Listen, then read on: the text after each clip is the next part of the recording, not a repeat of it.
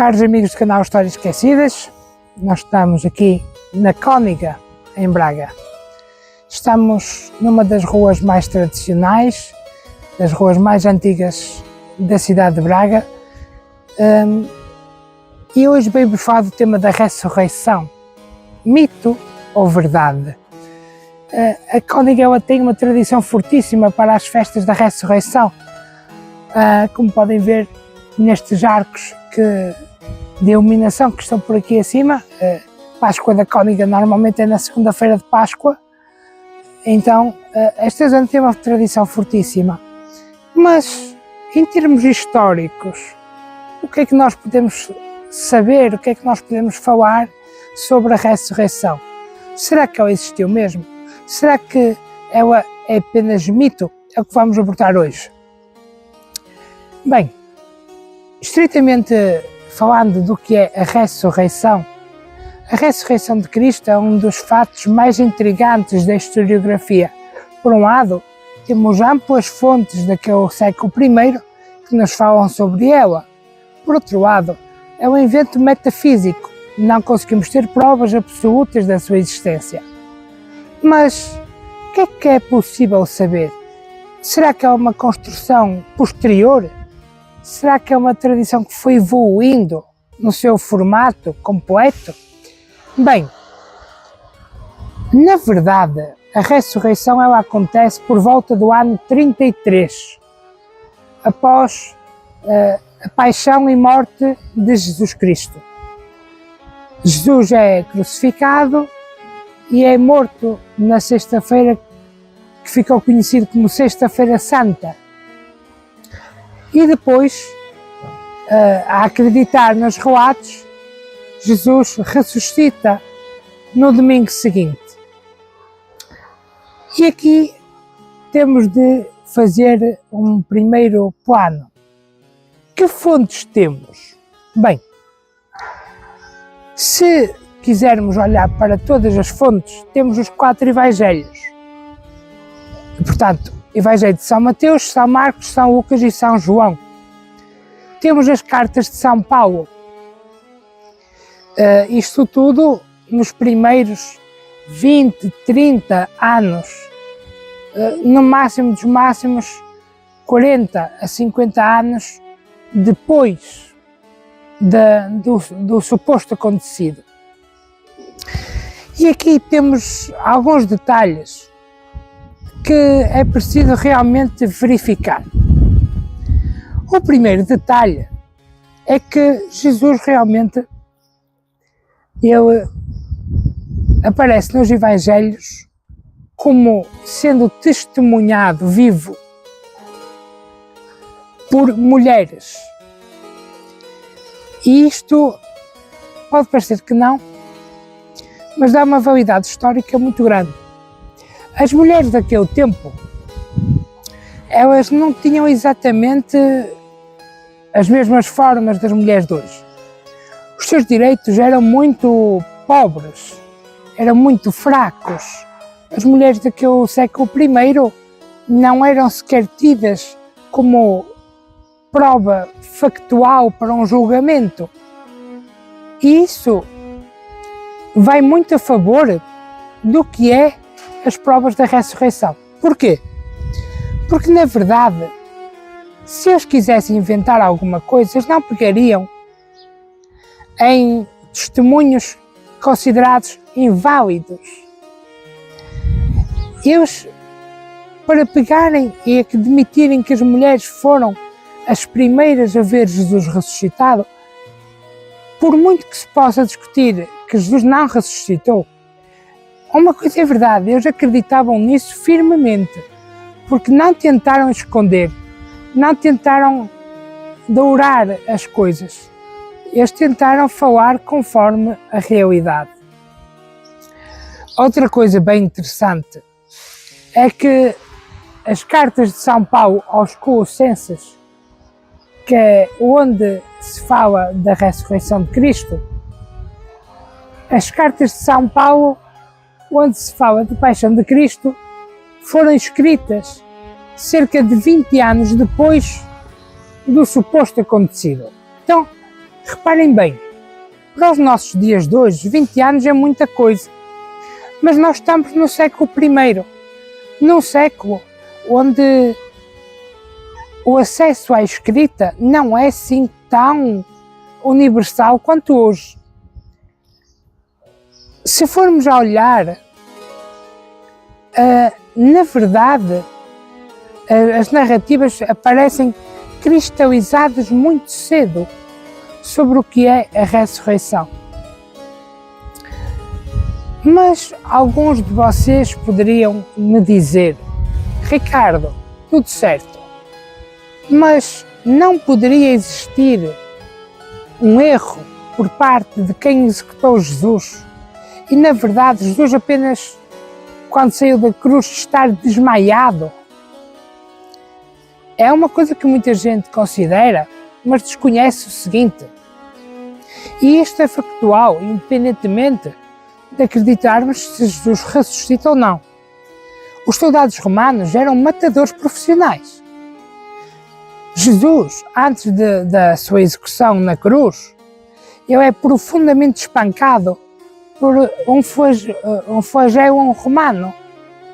O flagelo romano era um tipo de chicote de couro que ele tinha bolas de chumbo e ferro no meio das cordas de couro, além de pontas de osso ou vidro também. Quando aquilo batia nas costas ou no corpo do condenado, fazia profundas feridas.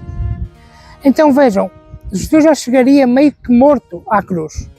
Admitindo ainda que ele estivesse vivo e que não morreu de facto, temos uma segunda prova neste ponto, que é o seguinte: é dito que um soldado pegou na lança e espetou no meio das costelas de Jesus e saiu, segundo o que está escrito, sangue e água. Hoje sabemos que não era sangue e água, mas era um líquido esbranquiçado, confundido com água, que resulta quando o coração está numa tal forma tensa que a pessoa morre de asfixia. E então, essa é uma das grandes provas, mesmo que Jesus até estivesse vivo, ao retirar a lança do corpo, ele morreria. Não tinha como não morrer. Era algo impossível, porque inclusive os próprios soldados romanos, se não o matassem, eles próprios seriam mortos. Essa era a penalidade para quem não fizesse o trabalho de execução bem feito. Então, na verdade, o que acontece é o seguinte: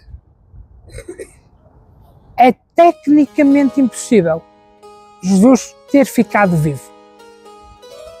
Não há possibilidade histórica, independentemente da gente acreditar que ele ressuscitou ou não. A verdade mais segura historicamente é que Jesus morreu, independente de tudo o resto. Ok? Independente de tudo o resto. Voltamos ao domingo. Mulheres vão ao túmulo e o túmulo está vazio. O facto de serem mulheres a dar este testemunho dá alguma certa credibilidade, no sentido que as mulheres naquele tempo não tinham credibilidade para testemunhar.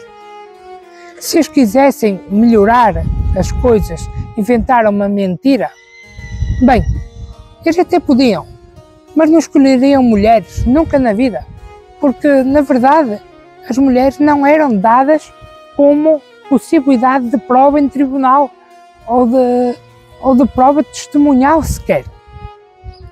Outro fato interessante é que até as fontes judaicas concordam que o túmulo estava vazio. O que as fontes judaicas nos diz é que os discípulos roubaram o corpo. Bem,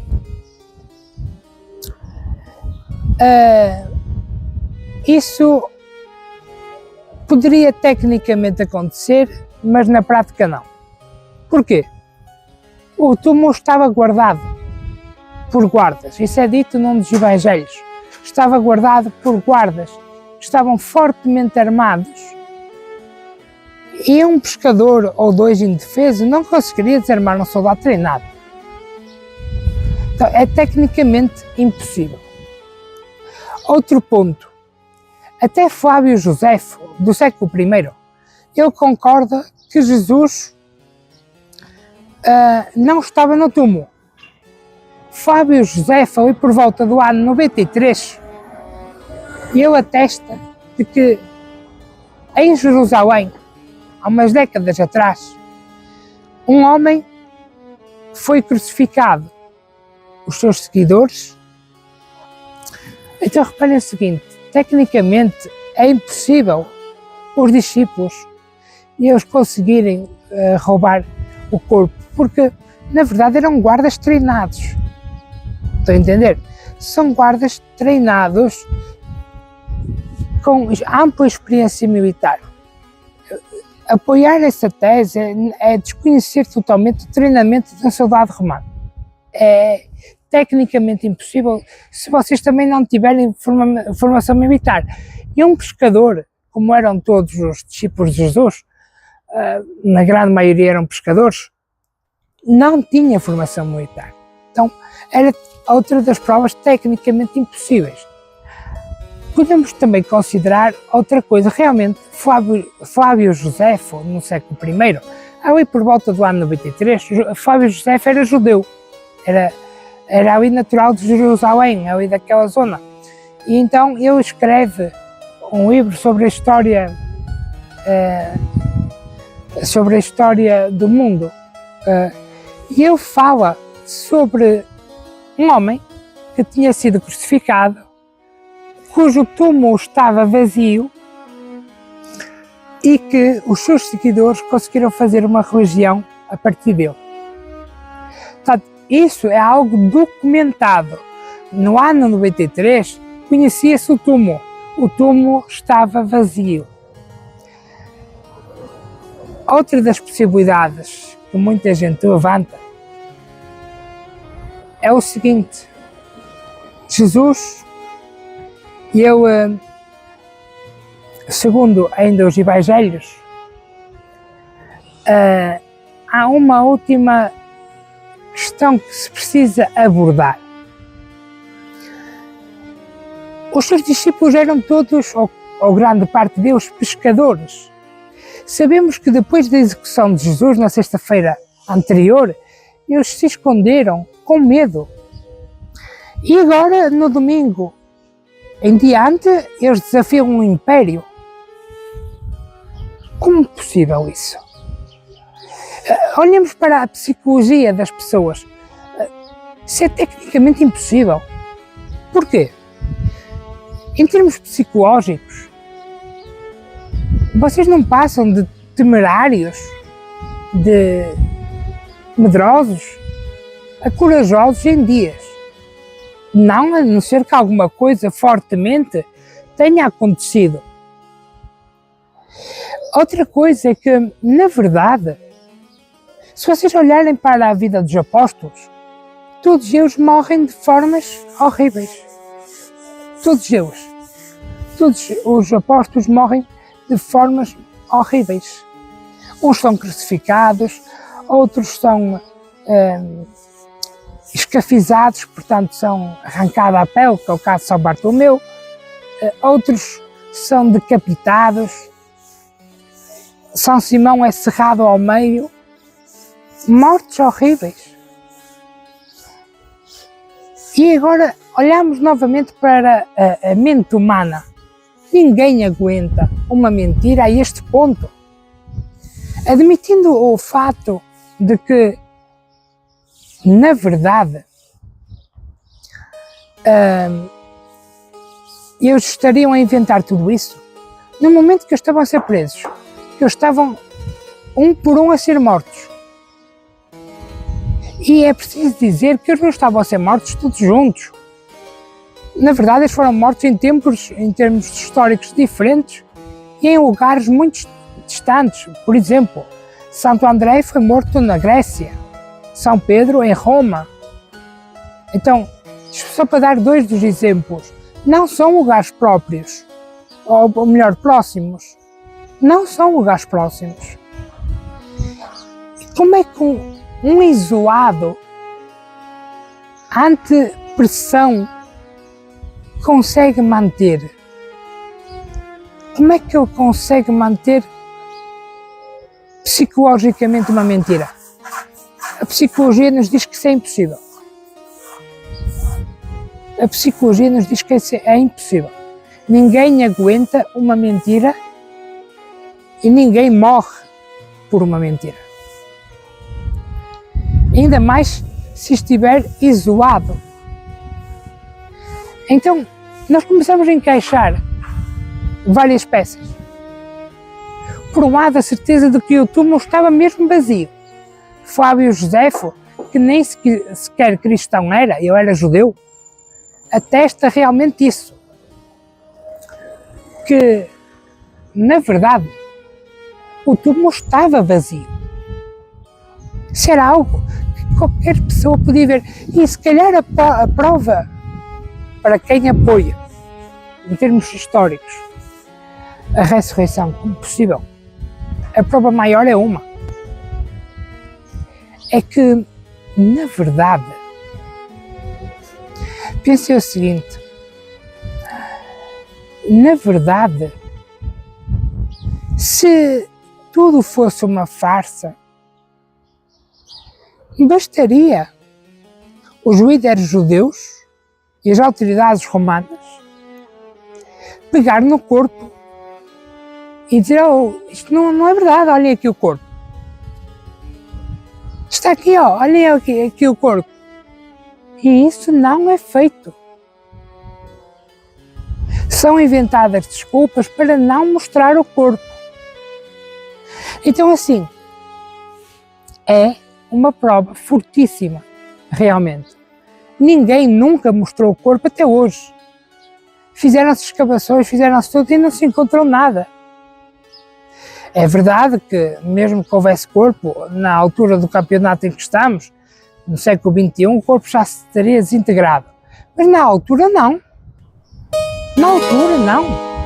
Bastaria alguém da sociedade da época fazer isto mesmo, apresentar o corpo, e não o fez.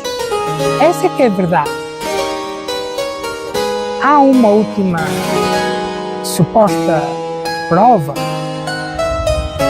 que é o seguinte: os evangelhos nos dizem que Jesus apareceu a 500 pessoas de uma só vez. Depois, em outro passo, nos diz que apareceu a 5.000. Em outro passo ainda apareceu aos 11, porque,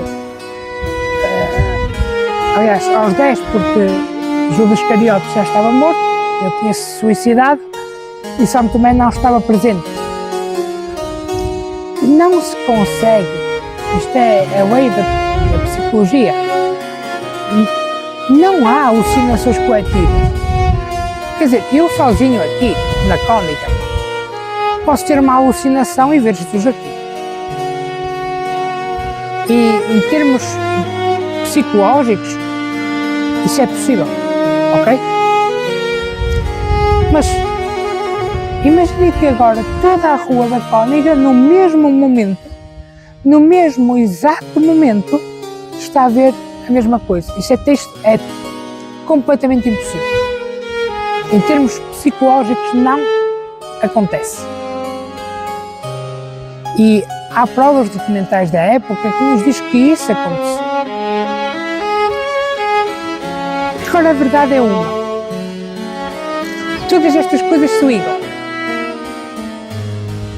O testemunho das mulheres, que na época era considerado testemunho inválido e, portanto, se quisesse inventar uma mentira, certamente não iam buscar testemunho de mulheres, mas de homens, e eles não alteram os factos.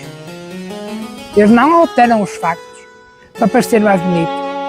Por outro lado, esta alucinação, se quisermos chamar assim, ou este aparecer de Jesus a tantos grupos, em momentos diferentes, em lugares diferentes, ao mesmo tempo, em número grande, não é um ou dois, é número grande. O facto de até judeus do século I testemunharem que o túmulo estava vazio,